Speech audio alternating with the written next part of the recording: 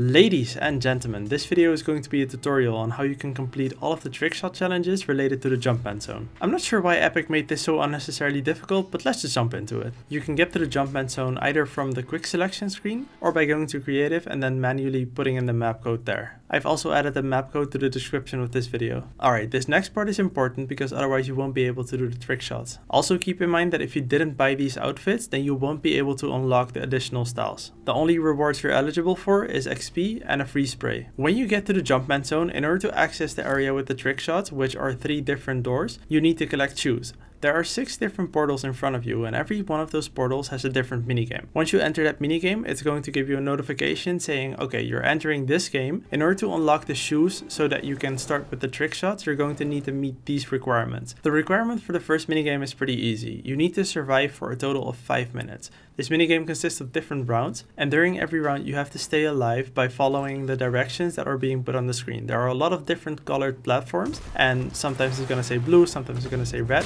Whenever it says a color, you need to make sure that you stand on the one that is not going to drop down. Just keep playing the game until the timer reaches 300, then go back upstairs, interact with the shoes, and you have your first set. In order to unlock all of the rewards, you're going to need 5 sets of shoes, which means that you need to complete 5 different minigames. The doors that lead you to the area where you can do the trick shots are going to unlock with 1 shoe, with 3 shoes, and with 5 shoes. The second minigame also seemed pretty straightforward to me. What I did was go down all the way to the docks, and once you get close enough to the NPC, you're gonna get a harpoon gun in your hand.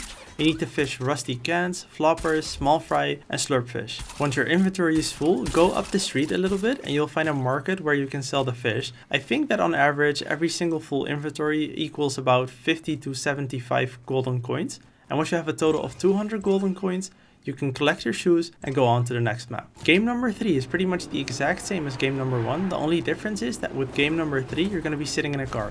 I would highly recommend not doing this one. Like I said, you're going to need to complete 5 minigames, but this one does not seem to work. I tried it several times, met the requirements, collected the shoes, and then whenever I went back to the Jumpman Zone, it said that I didn't complete it, so that was a waste of time. Game number 4 is pretty easy. It's parkour, but instead of doing a Deathrun, you're going to have to climb a mountain. The jumps are pretty self-explanatory.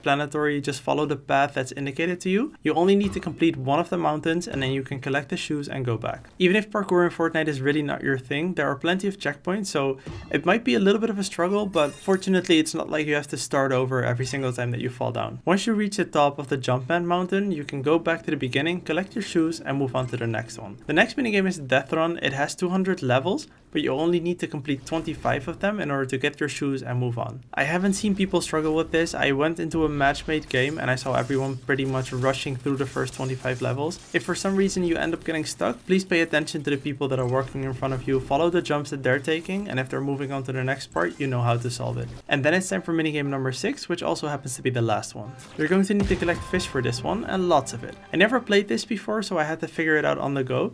But the strategy that worked the best for me was to immediately craft a fishing rod. You can do that at the place where you spawn. Then start fishing to raise your level. And the higher your level is going to be, the more fishing spots you can access. And when you do that, there's a chance that you will get a rift fish in your inventory because it's going to say that you caught something additional. Unfortunately, you can only fit 2 of them in a slot. But once you get them, once your inventory is full, go back to the beginning, start feeding them to the aquarium. And once you reach the limit, then it's gonna spawn 2 very large rift fish. And that's also going to complete your minigame for you. Collect your shoes and then it's time to start with the trick shot. I find the mechanics of the basketball pretty clunky. It didn't work very smoothly for me. So what I would recommend doing is if you get stuck with something, just pay attention to how I'm throwing the ball in the video. And hopefully you can repeat that. I don't see the added value in talking over this, so the commentary is going to end now. But I've included timestamps in the description down below so that if you want to skip to a specific part, you can easily do so. I wish you guys the best of luck. I like the idea that Epic had in order to put it in the game this way, but I think that the execution has a lot of room for improvement. I hope you guys enjoyed the rest of the video.